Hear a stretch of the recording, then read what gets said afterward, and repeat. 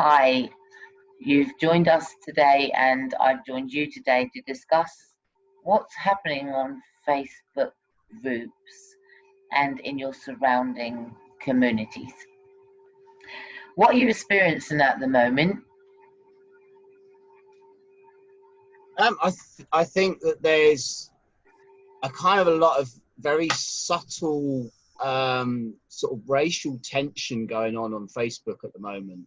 A lot of the groups are sort of bringing in a lot of what's going on at the moment around the world and kind of having their say, but it just seems to be, there seems to be a lot of subtle, it's very sort of like under the radar.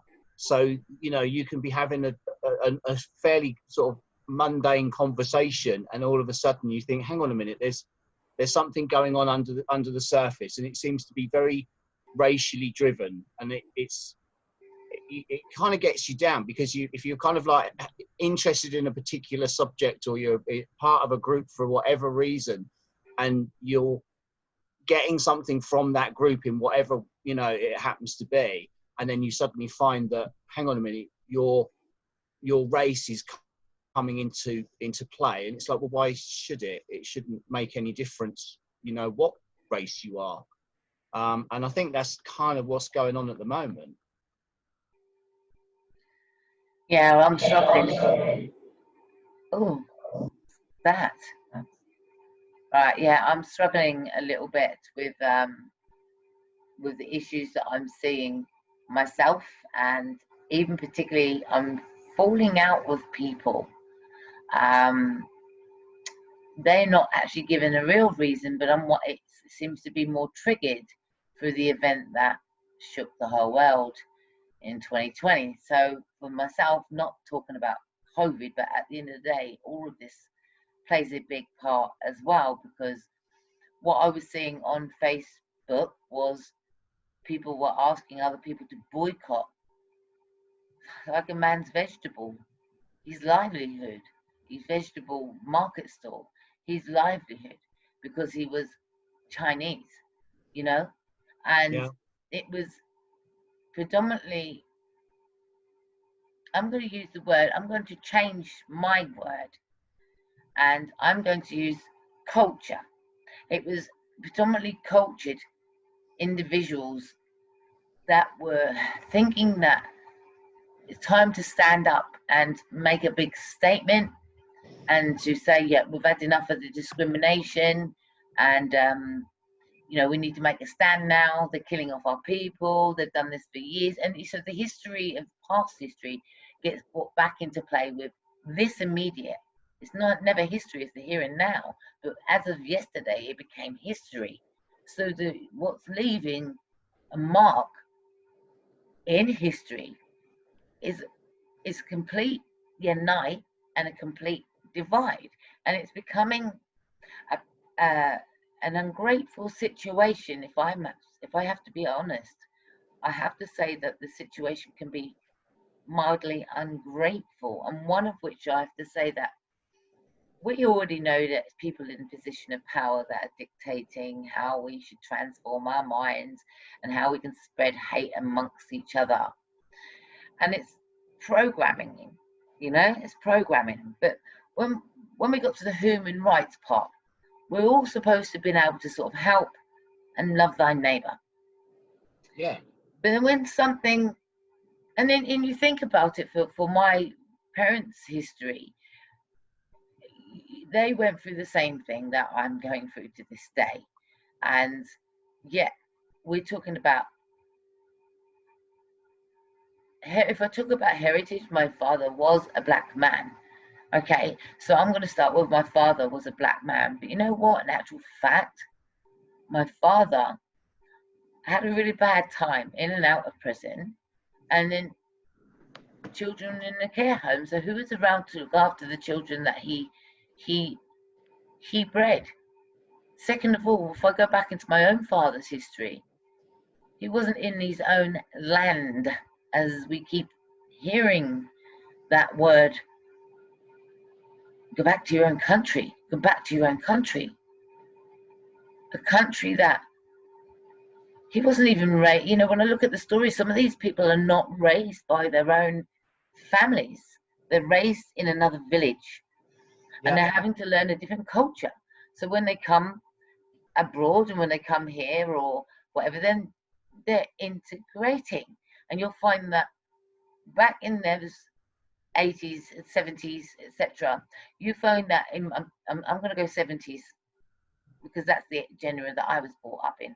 So you'll find that in the 70s, there was that race stuff going on. But when you're in the school playground, you come to have your own little family. And it didn't matter what color they were, because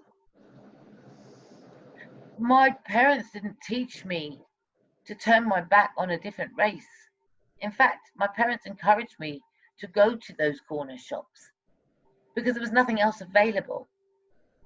yeah, yeah. But I then mean, you got to know the yeah, Asian community, you got to know the Indian community, you got to know the Pakistani community, and you see, then we didn't differentiate between those words, those names.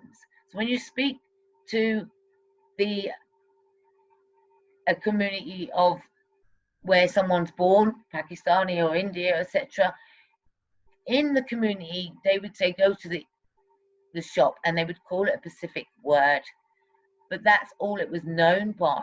And nobody actually corrected the right term of where do these people actually originate from and what you should politically call them, or what do they want to be called. So it got acceptable to call that corner shop a certain name. And I think you can imagine what the name is. And I'm not going to project it because I don't like yeah, the name.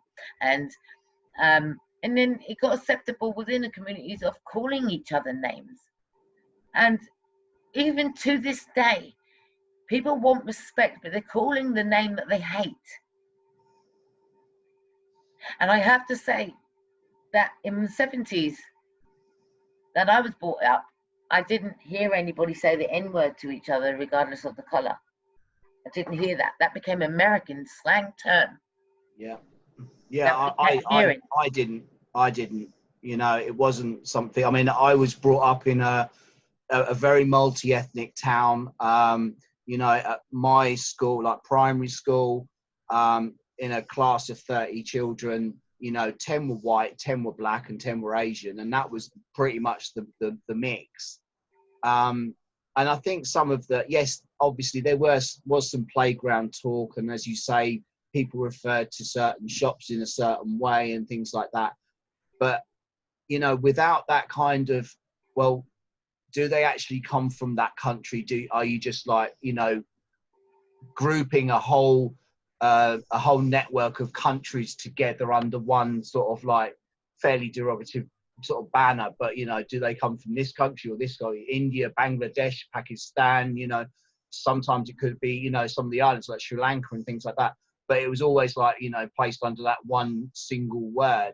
But as you say, the N word, I can't remember ever hearing it on the playground realistically. There was another word that was kind of used, but whenever it was kind of, The B&B word. yeah, but whenever it was kind of like, you know, when, you know, the boys go out to play football at lunchtime, and it was, you know, sometimes we would pick teams, and then sometimes it was blacks v whites, but not it was just, we was just playing football, and it was an easy way to kind of like, oh, let's quickly kind of like make some teams, and it was, you know, the black lads versus the white lads, and there was nothing ever there. But I think over the years, I think there's been a lot of tension built up between the various communities, and a lot of sort of mistrust, and a lot of kind of, I wouldn't say out and out hatred, but almost like we need to stick together type of thing. We're kind of like, you know, keeping these certain ethnic or cultural groups together under one kind of like flag, rather than kind of embracing, you know, the areas in which you live, and looking out for each other, whether your neighbor is, you know, from, you know, somewhere in the Caribbean or somewhere from Africa or somewhere in Asia, it shouldn't make any difference because they're still your neighbor. And if you sort of chat to them over the fence or you kind of bump into them in the street, then you should kind of like talk to them like, you know, they're another human being. And I think we're kind of losing grip of that. I think we were getting better, but I think in the last probably 5 to 10 years, a lot of that good work that was done, you know, probably more in the sort of the 90s, was being picked apart. And we suddenly found that we was, you know, these divisions were going back up. And when you get situations where, you know, you've got friends or work colleagues of, you know, from a different culture, you tend to find that someone will start to kind of like put that kind of like, well, you shouldn't be talking to them because they're not in our group, you know, they're not under, you know, they don't fly our flag, they kind of fly someone else's flag. And it's like, well, why shouldn't I you know, that I work with them, or I'm friends with them, or, you know, they're the people that I pass in the street. Why shouldn't I acknowledge their existence? Why shouldn't I kind of ask them how their day is going? Why shouldn't I have a laugh and a joke with you know, if their children are playing in the street and you have a laugh and a joke with them? Why shouldn't I? Just because, you know, my background is different to theirs. You know, it's like, why shouldn't we all work together? And I think some of the good work that's been done. There has obviously been some bad work done over the years over this, but I think some of the good work that's been done has been torn apart, and it's slowly eroding. And I think that's part and parcel of it. I don't know if you've kind of had that sort of experience yourself. It'd be interesting to kind of like, you know, look at that as from your point of view, as to kind of like, have you kind of been into a situation where suddenly your certain, you know, group is being undermined by other people from either the same group or other groups, because you shouldn't be talking to, you know, some other people because of, you know, their background or their heritage? I am. Yeah. Oh, I don't know what's going on here. Sorry. Yeah. So for myself, yeah, it's getting to the point where the color of my skin.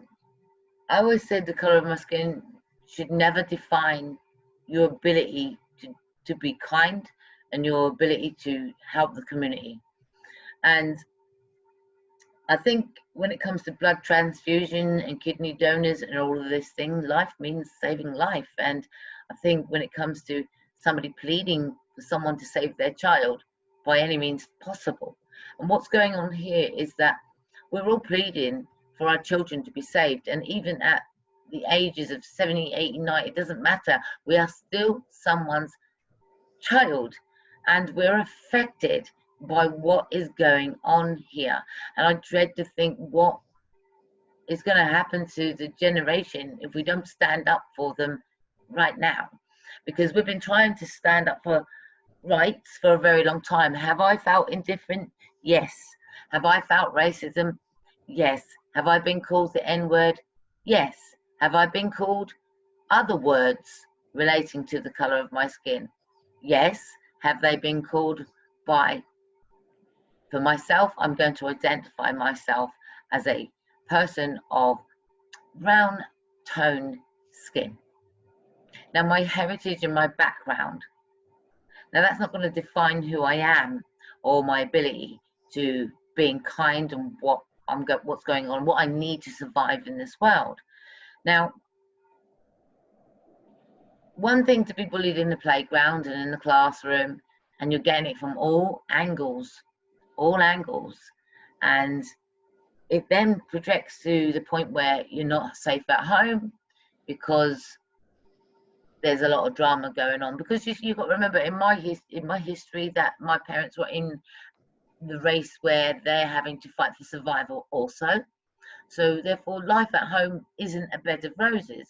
The poverty, poor, water coming through the ceilings, the whole lot. And then my father then hooked up with a white lady. And then out came myself. Okay, so that's now I'm born in a mixed heritage world, but to people of white background do not see me as a white person and never will. But people of black background will see and identify me as black unless I tell them of my heritage. They will say that I was the word mulatto. Is that mulatto? Is that a word? I don't mulatto. They will say No. that I'm a certain. I've been called all kinds of names. I think Yeah. it's the person that's holding my vision of who I am and having a conversation where they will identify me if they choose to. First of all, can't we be seen as a human being? But I'm really fed up of that. I'm surrounded by people of all different cultures, and when individuals talk to me about I should have to warn a certain culture to attend, that if they attend an event that predominantly that event would be of black people. Now, why should I have to warn the people that I adore, that are around me, of such thing? Why should I? Because that's where for me, if you're in the same arena, then we already thought that everybody was accepted and there was unity. So for to make statements like that becomes, to me, to myself, and this is somebody of skin color talking to me myself, and somebody I've supported, and to make a statement like that, and so I challenged it. I said, so wherever you're supporting, there's an invitation, but you want me to warn my fellow white people that it will be predominantly black people at the event. How do you think I felt about that? I felt so torn into, this does not feel right. This feels uncomfortable. Why should I have to relay such a message? Why didn't you relay such a message? In fact, why do you feel you need to if you're about unity in the community and you identify that there is only one race? But I can understand how one can feel completely discriminated sometimes, but then looking in the wrong place. They're attacking each other as humanity. Okay, that's what's going on. Yeah. They're attacking each other within the communities, and they're looking in the wrong place. Now, as a survivor of what I find, that I've been discriminated left, right, and centre, and definitely discriminated by the system. Now, at the end of the day, when people want to blame the system, blame yourself for being uneducated. Because if I can fight a way forward for my rights and shout from the rooftops where it nearly killed me for my rights, then everybody else can do it too. And you know what? On top of that, they class me as vulnerable. So if you're vulnerable and you have to go and educate yourself on your rights because you feel you're being discriminated, then I have to prove that discrimination. And I proved that discrimination. And that discrimination was coming from system, but the system, they so happen to be of white complexion. But shall I blame them then? Should I keep blaming the front of houses that make the decision on me? Because what I actually realized is, unless I put myself in the tick box, unless I am, because nowadays interviews are done by paper and not by the color of your skin, unless you've ticked that box. Yeah. So therefore, at the end of the day, the profiling, what's going on here is within the communities, they're turning on each other rather than getting educated in how to defend themselves, how to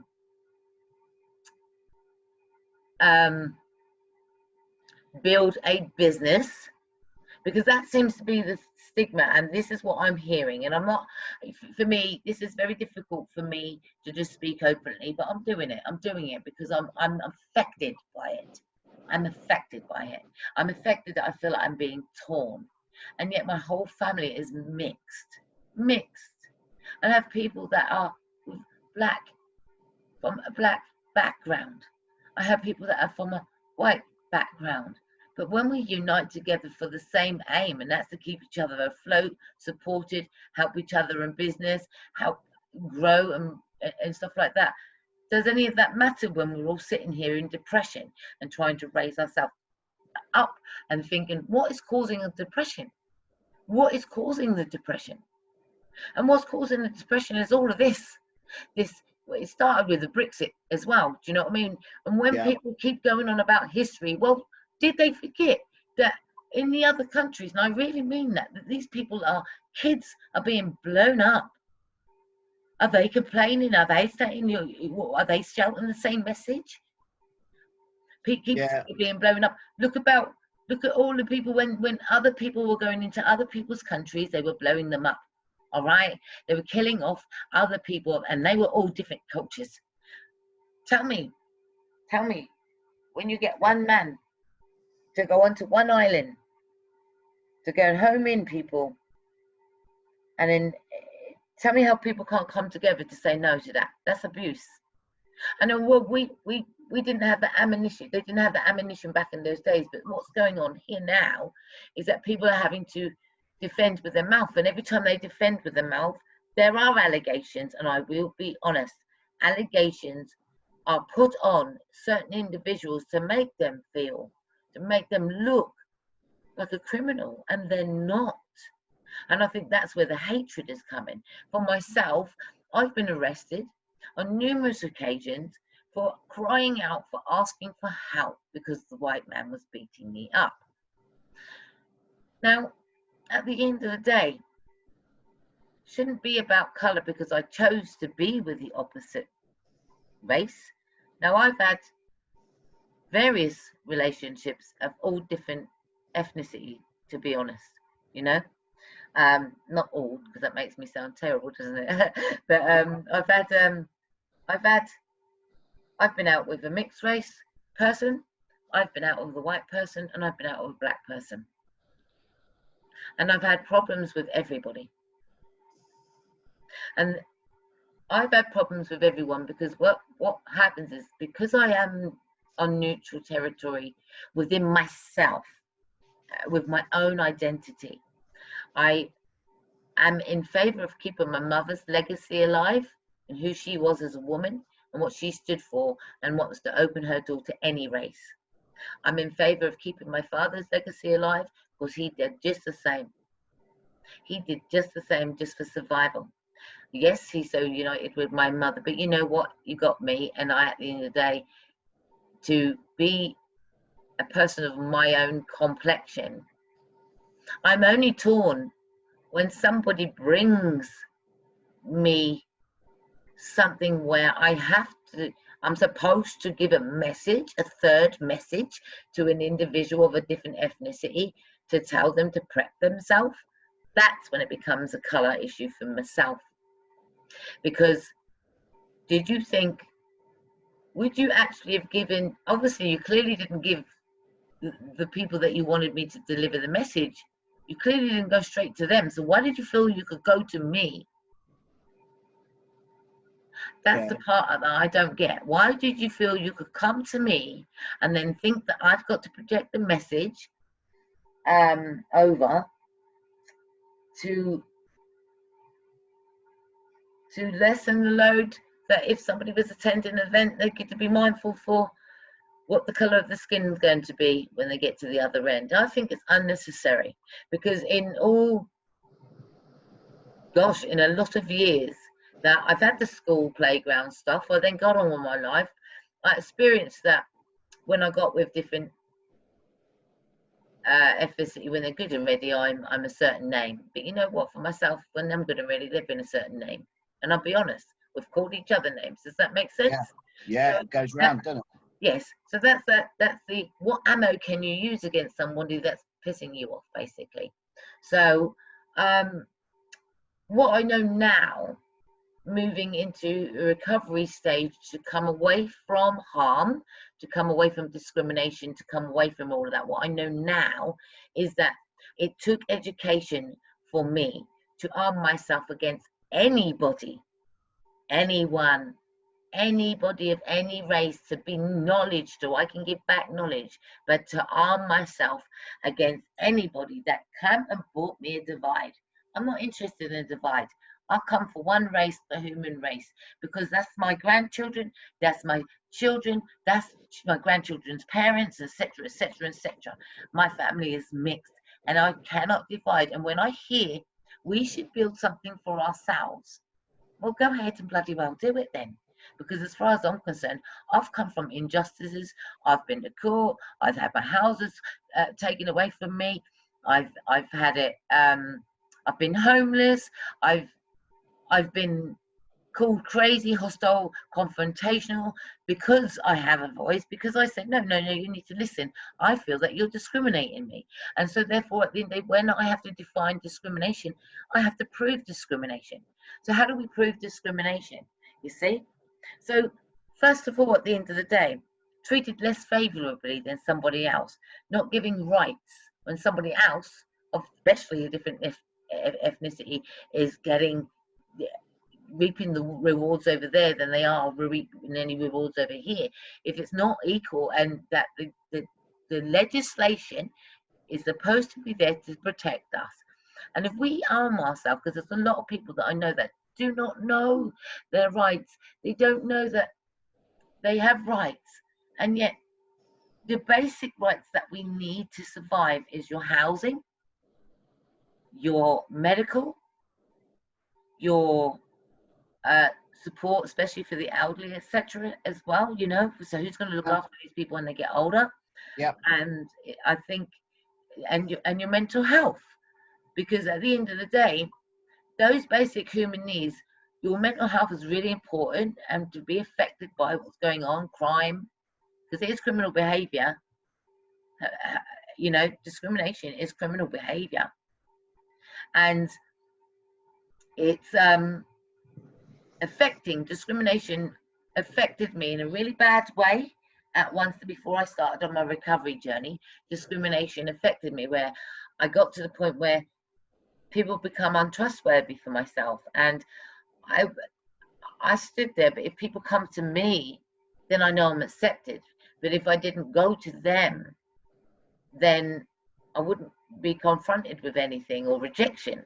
So my circle was always an open door to anybody. So, and that had been for many years. So when I'm up in 2020, I've been up against what I feel is, and they might not identify it like that, but the feeling is one. I'm not going to use the block one word. It doesn't define it.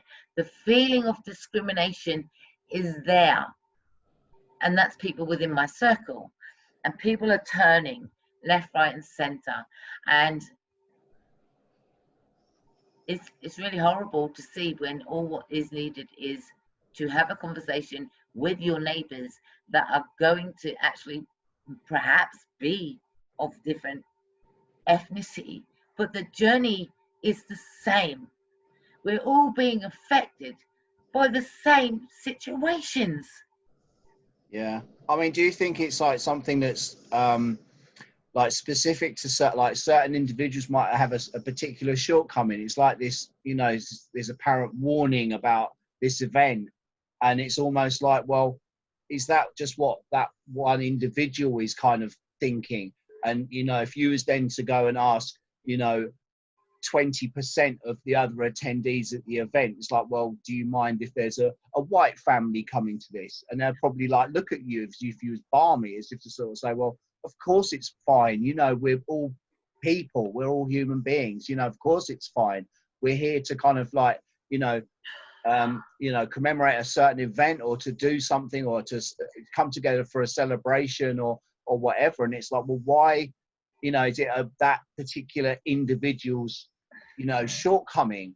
And the other thing is, I always remember a couple of years ago, there was a public event, and you know, a big community event, and one of the people got up and to ask a question, or to make a comment about what was being said, And it was a black guy who was probably in his 50s or 60s, and he stood there and he basically sort of said, there is no black child from this area that is ever going to be an astronaut or an engineer or anything like that. And I remember sitting there seething, kind of thinking, well, why not? You know, young people with the right motivation can achieve whatever they want. And it doesn't matter what their background is, what their heritage is, what the color of their skin is, or what, you know, what church or mosque or synagogue they go to. But And it's like, well, why? well, what's making it worse? Yeah, we can have, you can have those views, and everybody can have those views, and collectively, I mean, behind stage, we have those individual views. But when you get out in the street and you watch these media things, which heightens it, by the way, because there wasn't any media before. So therefore, at the end of the day, when you're getting the media and you're watching all the YouTubes and Facebook posts, you're seeing profiling, and it's coming predominantly, what it is the police, isn't it? The police are causing a bad reputation, but at the end of the day, I ain't being funny, the police are, they're supposed to be doing their job, and I think at the end of the day, sometimes you do get the odd ignorant police. I mean, I've had my fair share of being talked to really abruptly and nasty, and yeah, I can be a vulnerable person and there's no understanding, so that does leave a bad taste in your mouth, and a hatred for the uniform. I've actually tried to get my head around, okay, not everybody is the same, and not everybody carries out the job the same, because I've actually been helped also by the uniform. I've been offended by the uniform, and I've been helped by the uniform, depending on my mannerism also in how I approach or address these people, which makes a difference. Now, for myself, yeah, I do believe that black people are more profiled. I really do. I attend meetings as stop and search meetings to understand what it is all about.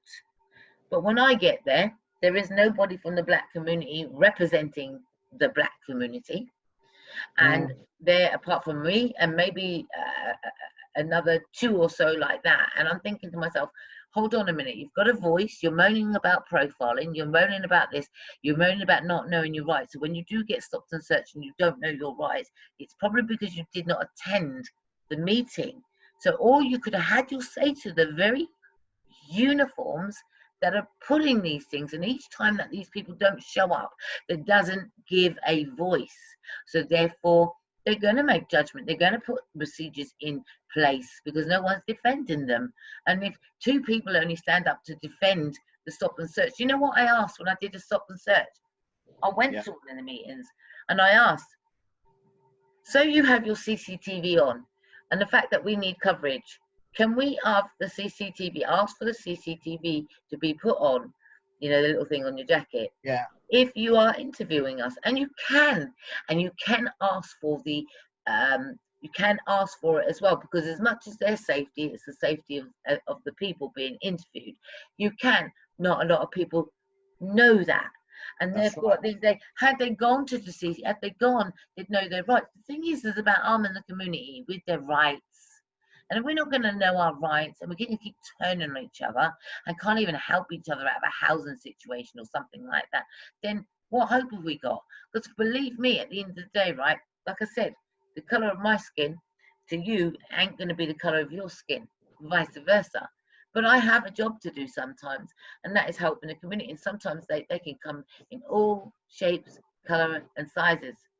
But when I turn to the the community that the individuals come from, which can be a black community, no black community was picking them up or helping here. In fact, they all turned away. So therefore, at the end of the day, when I'm pleading for someone's life and everyone's turning away from me, I too then feel that I'm discriminated on top of her being discriminated or him being discriminated. And I feel I'm being turned from every angle away, and then I have to go and rely on somebody else who just so happens to be not the colour of the person's skin that I'm helping. Yeah. And then we get told, when we start to build relationships with the people of a different colour, And we build relationships with them because we have to thank them for helping somebody or giving them a branch and an olive leaf to something like that.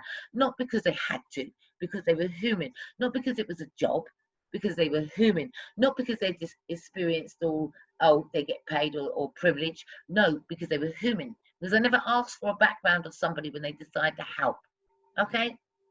And so when someone decides to help, and you realize at the end of the day that they've got a history exactly the same as yours, and they felt very similar throughout their own life, that's when I started to realize that humanity needs to wake up, because this journey of homelessness, joblessness, on the dole, struggling in business, it's everyone's responsibility.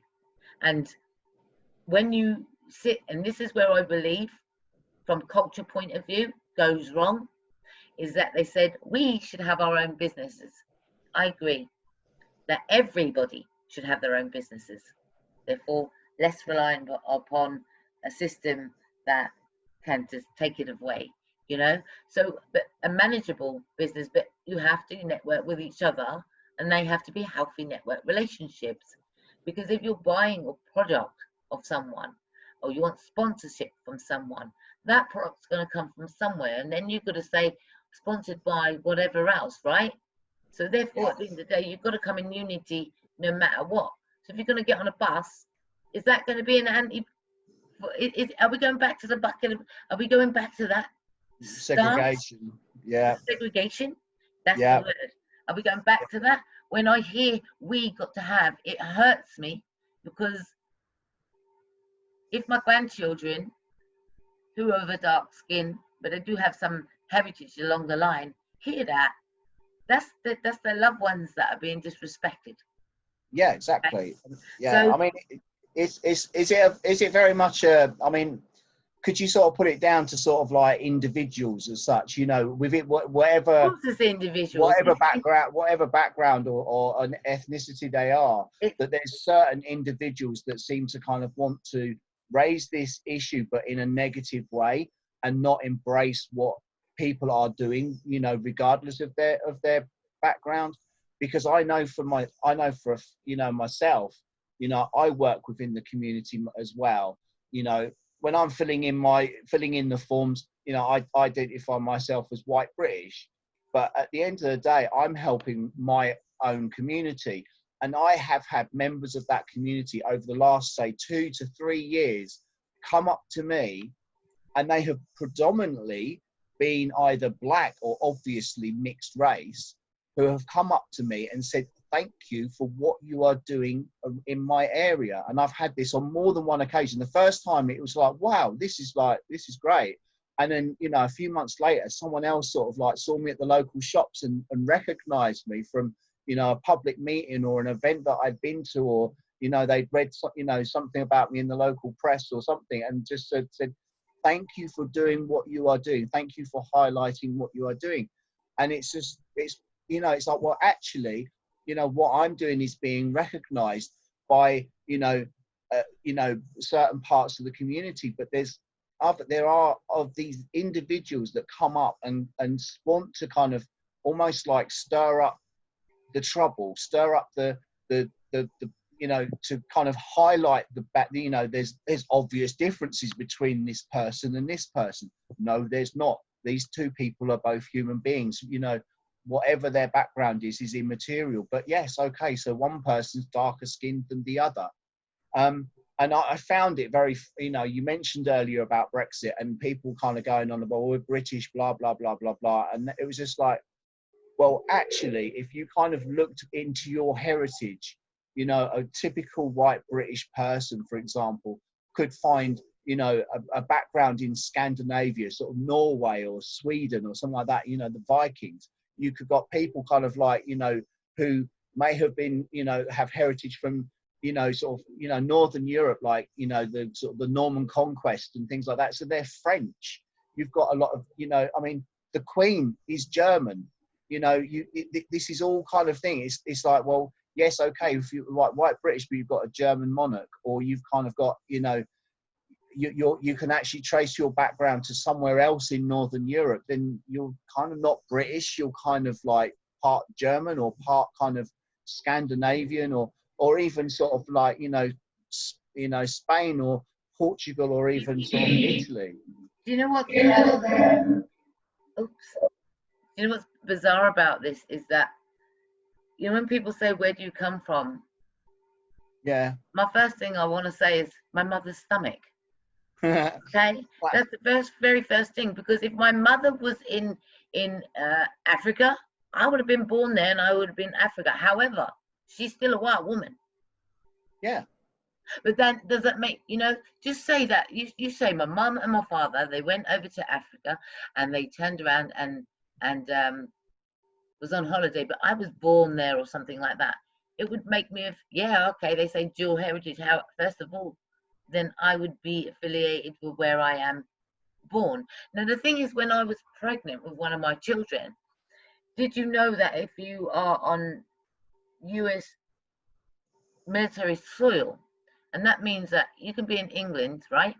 Yeah. If you are on a base and you give birth on that base, that is then military USA soil. So Yeah. therefore, again, now there's another heritage involved. You see, so where you're born is only where your mother was last. Sorry, I'm Yeah. afraid, but that's the very truth. You know. Yeah. So, so, do we blame it on all those mothers? You know, if you wasn't living over here, this wouldn't have happened. If you was living over there, we'd have had a better life. There are people in countries at the end of the day that they ain't even got they can't even afford a bottle of water. Yeah. Okay, and all of this fight and arguments, I think at the end of the day, when you're here in this country that I was born in, and I've been watching the history, I've watched history, but there's a big world out there, you know, and they only show you one, they only map you out one thing. So they only show you what the eye wants, what they want you to see when it's history, or they want to wipe it off, vice versa. But hold on, like I said, there's a big world out there, and every race has a history. Okay, and what I know now in this country, I can't fight for a life that I wasn't born in. I cannot fight for that life or speak on that life. I can speak on the life that that I'm living in, that I've struggled in, that I've experienced racism, discrimination, injustices, and even down to having my house taken from me and given to the opposite color. Yeah. Okay. So therefore, at the end of the day, have I felt racism? Absolutely. They don't really call it that word much, do they?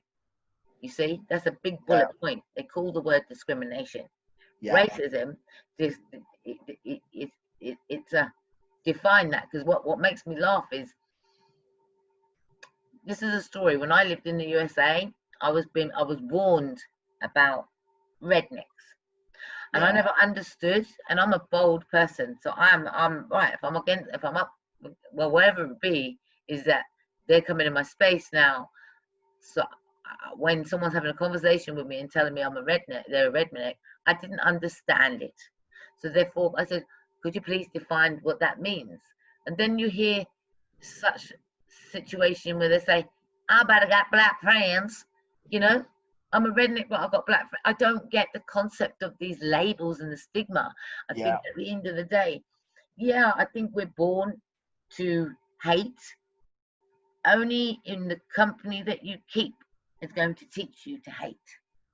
Yeah, exactly. I mean, it's one of those things, you know, if a white person's being accused of being racist, it's like, I can't be racist. I've got black friends. Well, how do you think I feel right And now? it's, yeah, I'm called a I'm going to be called you're a sellout. You possibly can't have a conversation or relate because you ain't black enough. You can jump ship when you want. These are the words that I'm hearing from black people to me. I can jump ship. How can I jump ship? I don't look white. How can I jump ship? yeah, But you see, when you talk to me about that crap, you have no idea of my struggles. So if I tell you about my struggles, you better relate them to race and relation, because my struggles ain't much different. But let me tell you what I did. I educated myself. I educated myself on my rights to get my home, to get other people a home. But yeah, second of all, I got myself an education so much to become my own business. Yes, and to have my own business, I need to rely on people to help me with that, and they can come in any color they choose as long as the aim is the same. That's prevention. And as far as I'm concerned, I've been affected by both, but the people that are in my circle are the ones that matter to me. My past experience is my past experience. I have been out with white men that have called me the N word when they're done with me. I have been out with black men that has also, well, to be honest, it's more relatable when you're with somebody of the same similar complexion. It's quite relatable. The journey is quite relatable, but then the conversations can either be, it depends where they're from, who they're from. The conversations can again detail them and us, and I hate that word, them and us, because that shows me discrimination. And those are the words that I don't want to hear, them and us, or we must build for ourselves. Because if you're going to build for yourself, then I'm sorry, as a person that I am, then if you're going to say them and us, I'm not coming to your shop. I'm going to teach all them other little people at the end of the day that these people said you can't go because your skin ain't black enough. So when you keep saying Black Lives Matter to me, I understand all lives matter, but the journey has not been any different to mine. Every time I get up, I'm whooped down. And it's by any race. But that depends. My circle is going to pick your circle wisely and to make sure that you're all on the same path.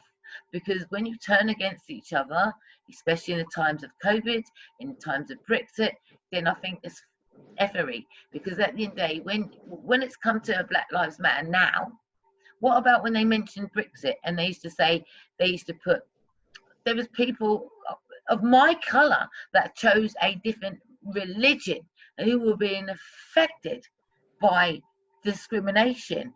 And yet when they use the word, I'm going to say it, when they use the word Muslims is whatever the religion it is. However, they're black, they're white, they're mixed, they're all different colours, but it's just a religion that they've chosen.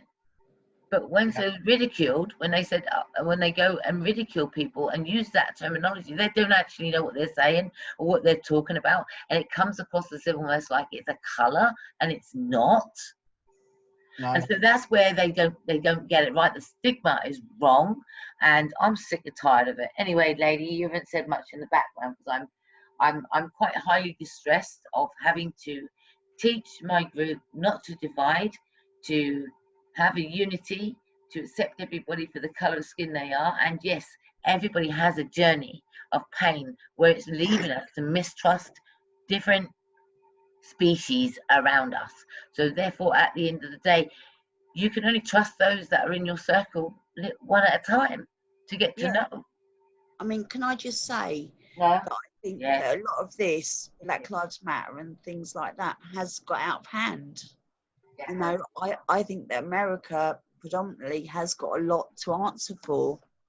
I mean, there is such racism in America anyway, you know, and I think that it is spilling out over here. And I think that is what the issue is. I think a lot of these youngsters look up to the gangs in America. They look up to the rappers in America. They look up to where the Americans are. And I think that perhaps whether you're black or whether you're white. Okay. You know, I'm going to give you an example. I'm going to sit there and point out what I know, what I've been taught to, and I've had examples set to myself. When people have got their trousers halfway down, it's disrespectful, and it became a little bit of a fashion because it came from US of A within the music industry, and it became a bit of a fashion.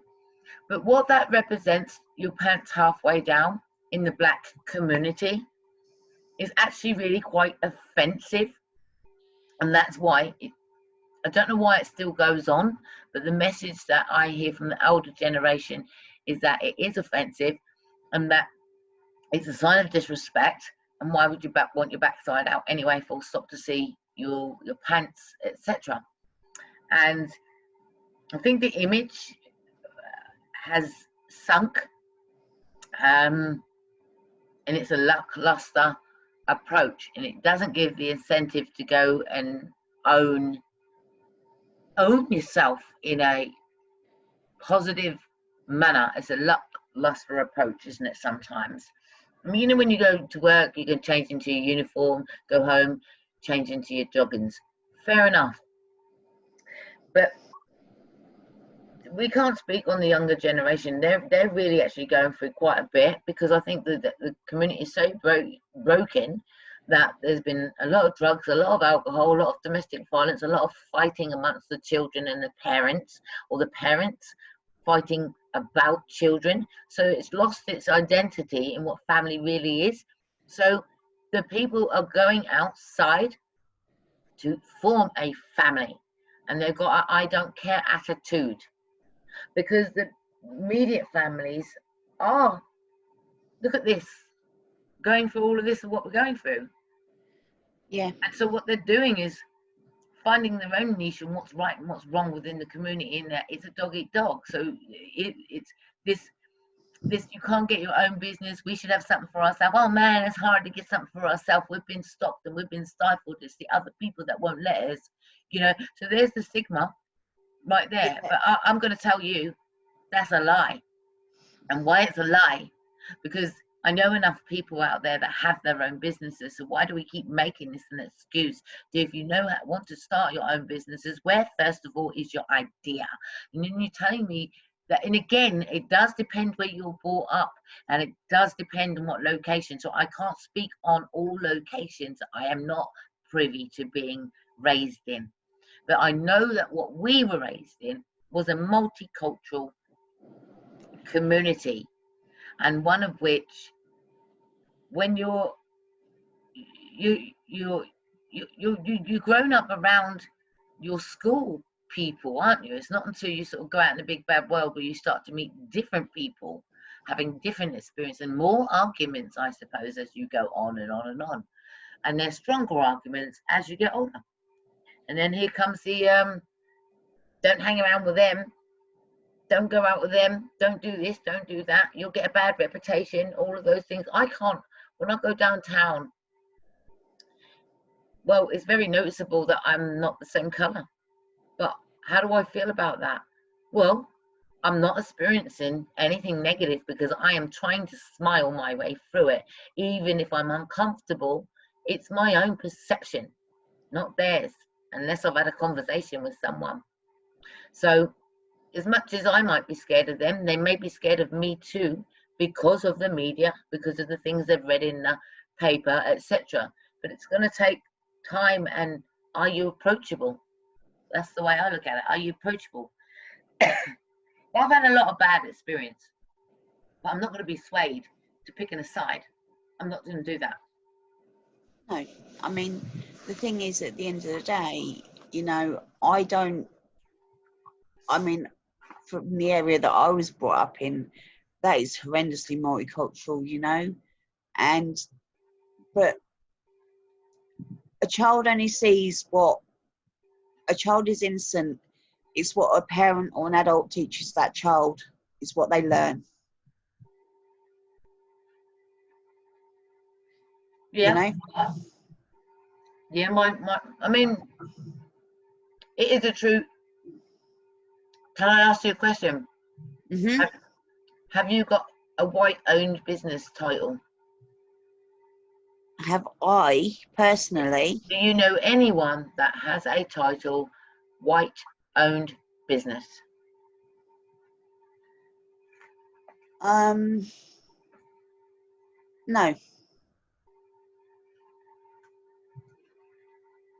Do you know anyone that says they are a black-owned business owner? Yes. Now,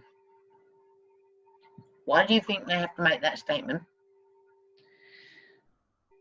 To prove to themselves and to prove to everybody else that they've made it. You know, which is, it's wrong, really.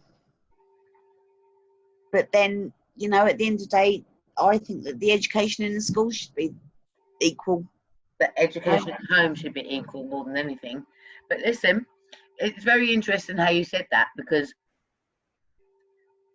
I don't go bragging or talking about the colour of my skin. I just get on with my life. But the first thing that I thought about when I got my business was, brilliant, no one can tell me anything anymore. And I kept thinking to myself, there's so many people out there that want help, so many people that need help, and here I am with a business that is to help people, and they turn their back on me. They turn their back on me. They don't want to socialize, and they don't want to network. And what I'm hearing and what I'm seeing is selling out, selling out, selling out. And I mean that from the bottom of my heart. I've been turned on since since the COVID.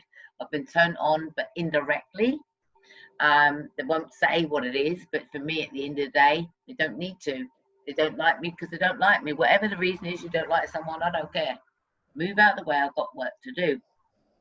And I'm not perfect, but I've come from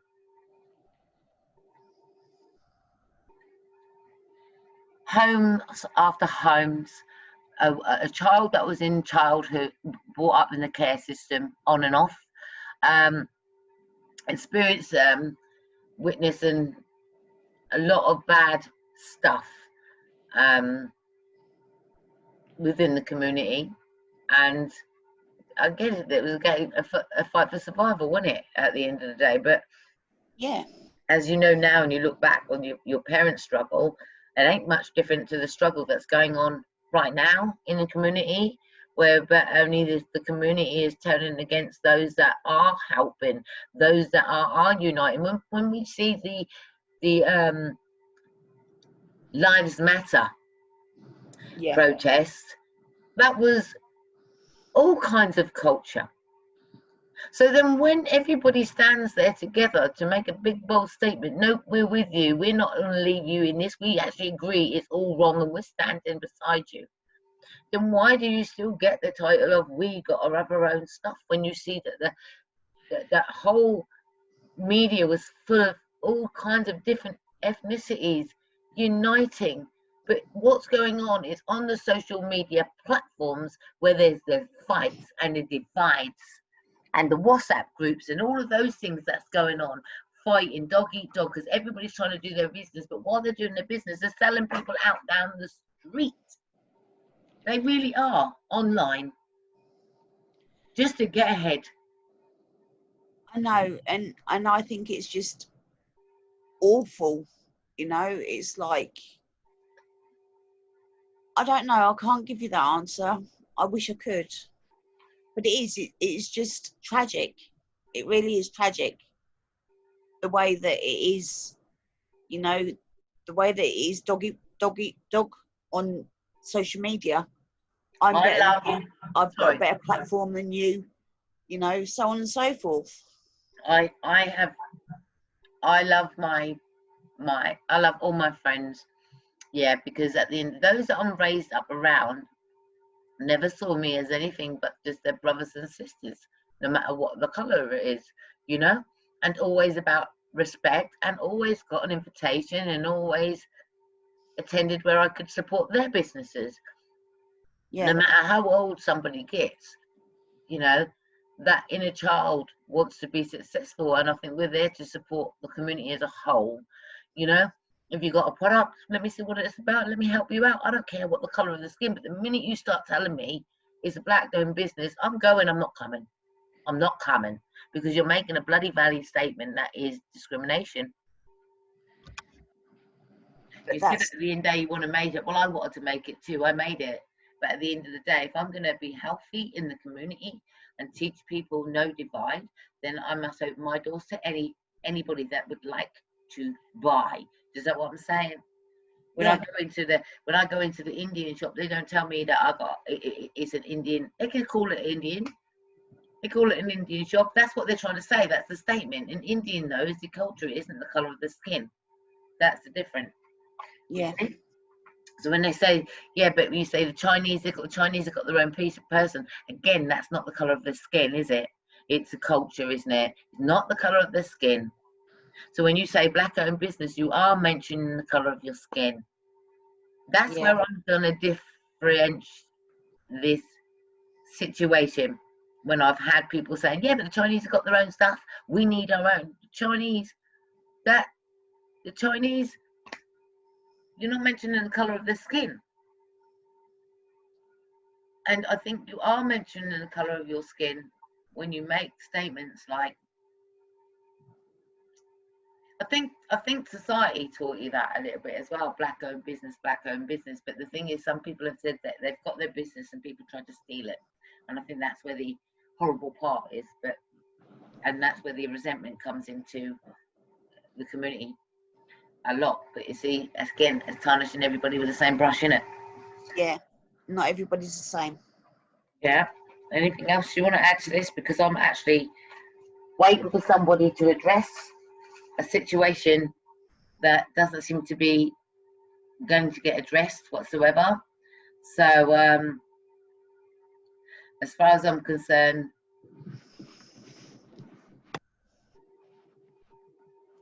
I think it's unfair when the person offends you, won't speak in a setting where it's a mixed platform to give everybody an equal opportunity to talk about race relations and to have their say, and where is it all coming from? Because if you're in a circle of people that are helping you up, you shouldn't turn against them, should you? And then tell them to prep themselves before they go somewhere, because it's just sending out a big clear message of maybe somebody wouldn't be welcome just because of the colour of the skin. Well, this is, sorry to interrupt, this is where the divide comes, isn't it? Mm-hmm. You know, you've got childhood friends and like teenage friends, and then adult friends, and friends that are mixed, like different colours, different creeds, different relationships, different, you know, all together. And then you get somebody in the mix, and it's like they try to put that spoke in the wheel, that extra spoke that don't work. But it don't work, because it would never work, because at the end of the day they don't get what unity is. Yeah, exactly. And unity is unity, and it will be unity until the day that you die. Don't matter what colour your friends are. If your friends are your friends, and your friends are good to you, and you're good to your friends, then that's all that matters. Yeah, I think I've never experienced so much in this year alone. Yeah, I've never experienced so much divide where I felt I got attacked for my opinion on how I felt about people tearing each other down, and I felt that they were trying to stifle my voice because I was of dual heritage, whatever the hell that is. They tried to stifle my voice when I spoke up and against racism. I've stood in the middle of town and I've said to them, I don't care what colour skin you are. The problem we have here is that depression hits anyone. Suicide affects someone every 40 seconds, right? So therefore, at the end of the day, why are people feeling so suicidal? Because they're feeling depressed. Why are they feeling depressed? Because they're being discriminated against, because nobody's helping them, because they're isolated, no one's talking to them, because they're being bullied, because their children are being bullied, because of everything. Do you know what I mean? So the story's the same no matter what the complexion. When it comes to the authorities now, I think somewhere along the line I've seen some pretty nasty stuff that would turn your belly and make you want to hate the other, the people in uniform. It makes you want to hate them. Except for I'm taught not to hate and accept people that some people do their jobs correctly, and I must never forget that for people that did help me, and some people won't. So I will never forget those. So it just makes me carry myself in a different manner whenever I'm in the same facility as uniform, or whether I'm doing business or talking to somebody that I need something from. That I'm effective with my vocabulary, and that I record everything that I do if I have to, so I'm covered one way or another. I've learned to ask cover. Does that make sense? Because when someone's good and ready to turn on you, no matter who it is, they will. No matter who it is, they will. So all I can say is be transparent, be honest, be kind. If people are hungry out there, and it's going to take everybody to come together, not separately, because if we keep doing things separately, then what are you going to do with all the mixed race children? What are you going to do with the ones that actually look like Mariah Carey? And I have to say that, which is almost, a lot of people think she's white and she ain't. So what are you going to do? Put us in a different island and say we can't come to your event because of what it says on the title? Exactly. Or you're saying on the title that this is a black event. Even that statement alone is a deterrent, and it says no, we want something for ourselves. Well, there isn't ourselves anymore when the kids are mixed. Then there's black men with white children, with mixed race children, etc. There's white people with black children, etc. And to be honest, at the end of the day, if we carry on tearing down the community, what's happening with the mixed race children today, the children of today, and that's a lot of mixed race children, what's happening there is it's tearing all the families apart. Not just mum and dad, but the kids too. Yeah, there won't be no community left. No, there won't. There won't. And this is the thing, at the end of the day, this is not the time to fight. This is the time to unite. And if you're going to be ungrateful, and I mean ungrateful, each and everybody to be ungrateful for the person that stood beside someone and tried to hold them up, then you reap what you sow, don't you? Because at the end of the day, when you really are in need of something, now, and I always look at this, if you needed a donor, you're going to ask what ethnicity they're from. Are you? I'm silly. They've got what you need. It doesn't matter what colour skin that's on top of it, does it? Well, I also want to make one more statement. When people say, and I have to say this, we need our own business, I would say it's a great thing, do it, but you're still going to register with .gov. And as long as you register with .gov, you really are still answering. So really, as long as we're all on the same guidelines, then at the end of the day, then the statement is own your own business is not entirely true, is it? You might have the idea, but you still have to jump on the same platform you are disagreeing with. Yep, absolutely. Makes sense. I mean, it's very much a having your own business should just be something that you've worked to and you've striven to, and you've achieved, and having adding extra labels to your business because of your background is kind of pointless. And the closest that anybody from that background that could have some kind of like, this is obviously what the business is, but not necessarily black owned, is if you had an Afro-Caribbean shop and you're selling Afro-Caribbean products, and that would be the only kind of hint that it could possibly, but not always, be owned by a black person or a black consortium. Yeah, and to be honest, I used to go get my product, and the lady that owned the shop was white. Yeah. And yes, she would have people in there to help her, but she actually owned the shop and provided all the stuff. Now, that's one person that I know. So when I go to restaurants or when I go to shops, people that own their own business and they're black, I'm sorry to say, but the standards are just not there, because you don't know whenever they're going to be open. When you get there, the attitude, they're probably in playing dominoes, the whole lot. And I'm just thinking, what am I coming to?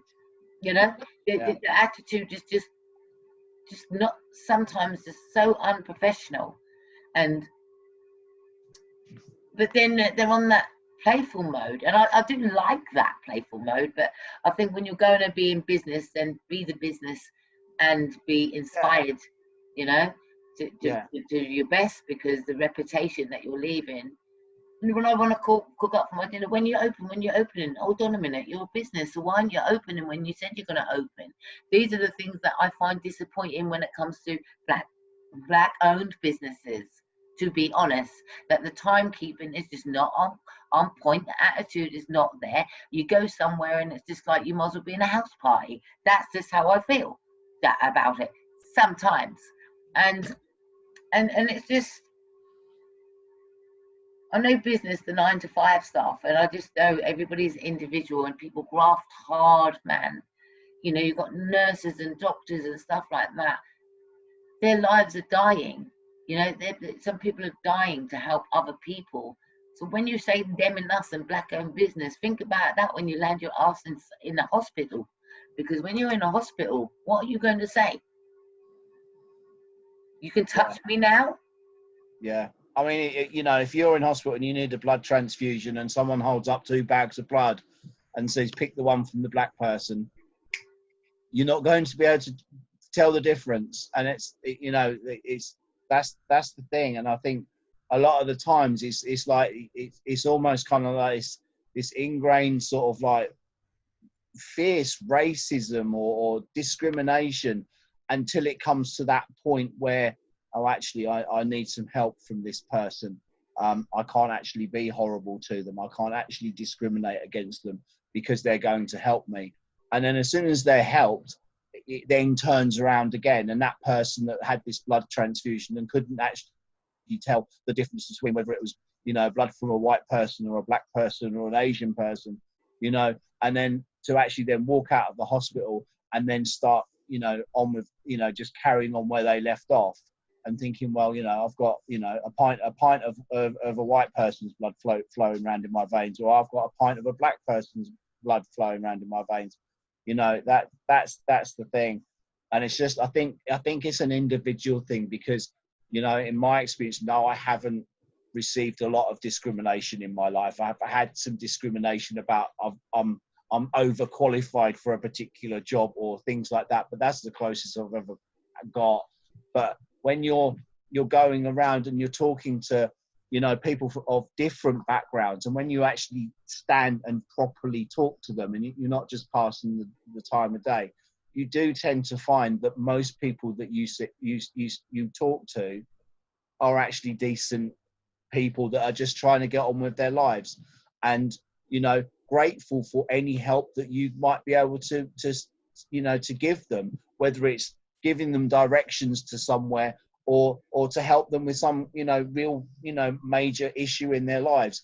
But when you might occasionally, you'll bump into this one person who, for reasons better known to themselves, seem to have this kind of like, you know, this bee in their bonnet about, you know, this is right and this is wrong. This is, you know, and it's almost like making it like this is a black and white issue, and it's like there's no grey area. It has to be one thing or another, and you can't be anywhere in the middle.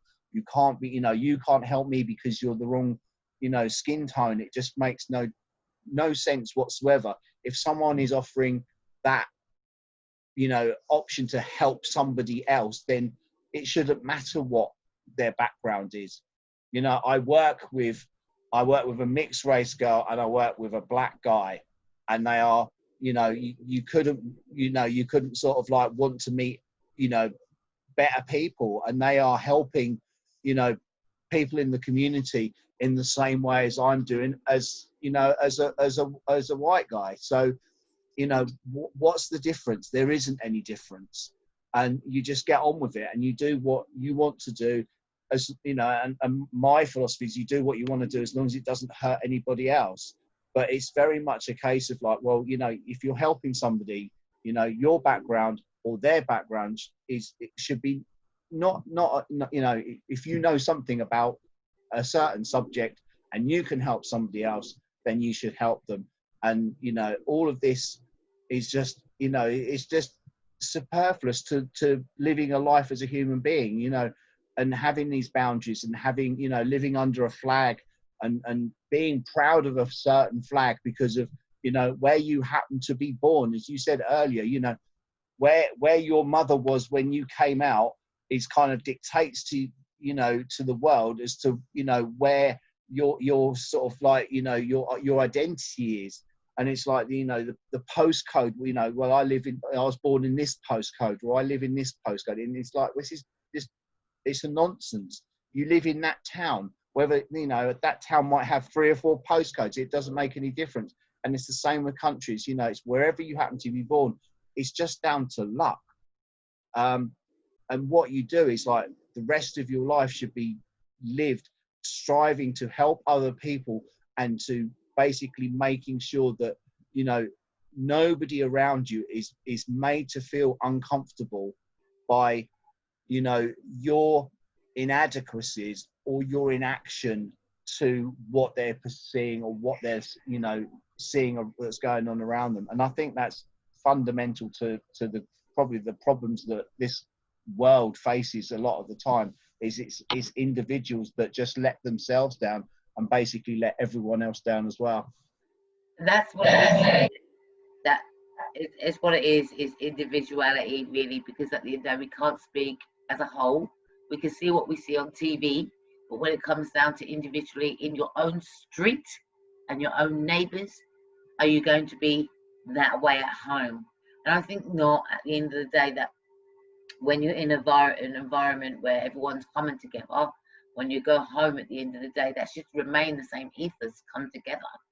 When you go home behind closed doors, you can't be carrying on like them and us, because them and us is the ones that's going to help you and push you forward. And in my what I find disheartening is it's so humiliating, it's so degrading to not get through to individuals that use that terminology and then go on to think they're politically correct. To God help it, if you're teaching the children this kind of stuff, God help the children that are now torn, because if you're going to teach the kids about, you need to teach the kids about the education. You need to educate the kids, full stop. And yeah, you need to teach the kids how to carry themselves if there's an arrest or stop or whatever. Because when you give attitude, even though we won't give attitude, I mean, I did that once and got arrested for giving attitude. So I'm learning by my own mistakes. So for there at the end of the day, no matter how much I'm wrong, just somewhere along the line, you know, you have to be smart in the things you're doing. Unfortunately, sometimes, like I said, people take the piss and give people a bad reputation. But I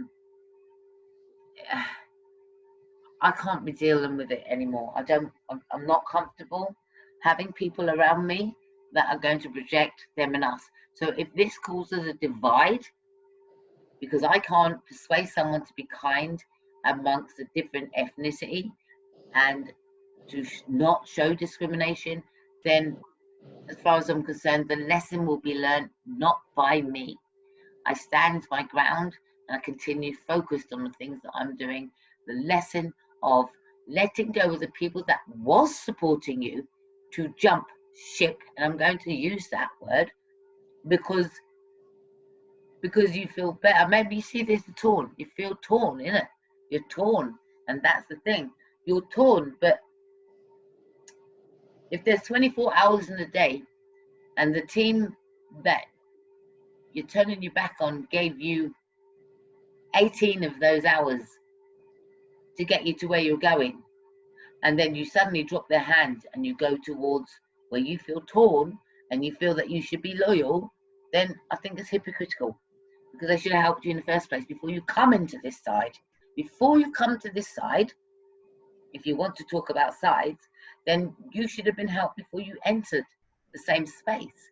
Therefore, we wouldn't have these problems, would we? So what's happened is you haven't come correct with all of this baggage. You bring problems. Therefore, here we are with a discussion tonight about affected by race relations, because it's certain individuals that we're hearing is literally questioning. I know what it is. They're just questioning life, and when they've been for half the war wounds that we've been through, I suppose at the end of the day, then perhaps you would stop questioning, realise exactly what it is, and realise what we've got to do about it. Yeah, I mean, it's having the good grace to embrace other cultures, and having an interest in what, you know. I mean, a sort of a public event where, you know, you've got, you know, say, you know, some of the Black African history and like the Windrush celebrations and things like that. You know, they are not specifically for Black people. You know, you get, you know, it's, well, this is what happened. This, you know, learning some history, learning about, you know, someone else's culture, enjoying, you know, or trying the foods that they enjoy, or listening to the music that they listen to, or trying on the clothes that they wear and things like that. And just embracing each other as kind of like we're all individuals wherever we're from, or, you know, and it's just getting that point across that, you know, we can embrace each other's, you know, backgrounds and cultures and learn from them and integrate them within our own, you know, sort of way of life. So you could be having a, you know, a perfectly sort of like ordinary, mundane British meal, but with a Caribbean twist, or an Indian twist, or something like that. So you have, like, you know, a curried roast dinner, or, you know, sort of, you know, that sort of thing. And it's like, it's always just picking on that bit, or and it's always like that. And everyone can be like that. And I think the majority of people are like that, that they are willing to kind of go, oh, so you do that, or, oh, you eat that, and go, I'll try that because I've never eaten this, or I've never eaten that. Oh, you listen to this, or, and you suddenly find that everyone comes together, and it doesn't matter what the background is, what the heritage is, what the religion is, or anything like that. It just brings it down to people being people and enjoying each other's company and helping them when they need that help, and celebrating and basking in their glory when they are successful, when they have achieved something, and just, you know, enjoying being alive and being a human being on the planet, and looking after the planet and making sure that everyone is safe and comfortable. But I think it's just there's individuals that always want to go, no, it's us and them. It's like there's walls that you can't, you know, you can't climb over. You have to stay within this area, and it kind of ghettoizes it, and it makes it like you are part of, you know, a sub community within a community, when, you know, it shouldn't have to be like that. You know, I mean, you know, I look out of my window and I've got, you know, Asian neighbors. I've got, you know, so Muslim neighbors, Sikh neighbors. I've got, you know, Black Caribbean neighbors. I've got Eastern European neighbors. I've got young neighbors, and I've got elderly neighbors. But we're all neighbors. We all live in the same street, and we all kind of, you know, will, you know, wave at each other, or say hello, or, you know, do whatever. And it's just, this is how it should be, and this is how it can be. And I think in a lot of instances, this is how it is. But there is just this element, this individual element that just wants to go, no, this is mine. I'm holding on to it. And, you know, and no one else can have part of this because of, you know, something that may have happened in their past that has caused an issue that was, you know, is being dragged into, you know, 2020. And, you know, they're still carrying this rubbish with them that is preventing them from expressing themselves as a fully rounded human being, and bringing these, you know, these issues and these boundaries into place where they needn't be. And I think that's where we're at, unfortunately. Yep.